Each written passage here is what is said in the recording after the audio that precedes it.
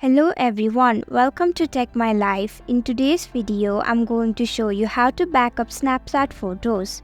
It's pretty simple, so let's jump right in. First, open Snapchat on your mobile device. Tap on the profile icon at the top left of your screen. Now click on the settings icon at the top right of your screen. Scroll down a bit.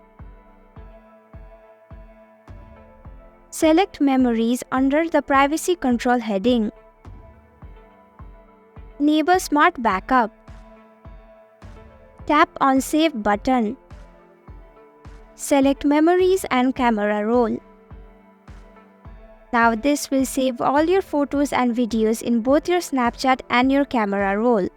Tap on the arrow at the top left of your screen. Select Auto Save My Story Snaps. Tap on Auto Save to Memories.